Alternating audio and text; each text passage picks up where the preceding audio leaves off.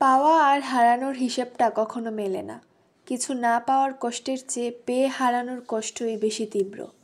মায়ের স্নেহ ছাড়া জীবনটা যেন এক অসম্পূর্ণ গল্প, যেখানে সব শব্দ আছে কিন্তু ভালোবাসার ভাষা নেই। যাদের আমরা হারাই তারা কি কখনো আমাদের হারানোর কষ্ট অনুভব করে, নাকি কেবল আমরাই শূন্যতা বয়ে বেড়াই? আল্লাহ প্রতি সেকেন্ডে বুঝিয়ে দেন তিনি ছিলেন, তিনিই আছেন, আর সব শেষে তিনিই থাকবেন। পুরুষ মানুষ টাকাওয়ালা হওয়ার চেয়ে চরিত্রবান হওয়া বেশি গুরুত্বপূর্ণ। সবার কাছে ভালো থাকার চেয়ে নিজের কাছে সৎ থাকাটা বেশি গুরুত্বপূর্ণ। অপেক্ষার চেয়ে অনিশ্চয়তা বেশি ভয়ঙ্কর। সবাই কষ্ট বোঝে না, কিছু মানুষ শুধু গল্প শুনে চলে যায়। যে সত্যি আপনাকে ভালোবাসে সে আপনাকে প্রমাণ দিয়ে দেখাবে, কথা দিয়ে নয়। একদিন সব ঠিক হয়ে যাবে, এই কথাটার উপর ভরসা রেখেই আমরা বেঁচে থাকি। সবাই আপনাকে ভালোবাসবে না, কিন্তু যারা ভালোবাসবে তারা সত্যিই আপনাকে হারাতে চাইবে না।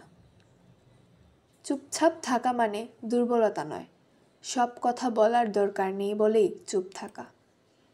কিছু প্রশ্নের উত্তর আমরা জানি, শুধু মানতে চাই না। অভিমান কেবল কাছের মানুষের সাথেই হয়, কারণ যাদের ভালোবাসি শুধু তাদের কাছেই আশা রাখি। ভালোবাসা হয়তো চিরস্থায়ী নয়, কিন্তু কিছু অনুভূতি কখনো মরে না। বদলে যাওয়া মানুষের কাছে ব্যাখ্যা চাওয়ার মানে নিজেকেই ছোট করা। সময়ের সাথে মানুষ বদলায় না, শুধু নিজেদের আসল রূপটা দেখায়। কিছু সম্পর্ক হারিয়ে গেলে ফিরে পেলেও আগের মতো হয় না। ভালো মানুষরা কখনো একা থাকে না, তাদের জন্য সঠিক মানুষ ঠিকই থাকে। ভালোবাসা আর অভ্যাসের মধ্যে পার্থক্য বোঝা দরকার, না হলে নিজেকেই কষ্ট দেওয়া হবে। সবাই বলে কষ্ট ভাগ করলে কমে, কিন্তু কিছু কষ্ট কাউকে বোঝানো যায় না।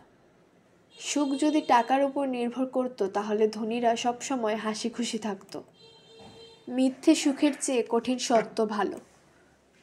সবাই চলে যাওয়ার আগে একটা না একটা ইঙ্গিত দিয়ে যায়, শুধু আমরা বুঝতে চাই না। যে কষ্ট বুঝে না তার কাছে অভিযোগ করা বৃথা।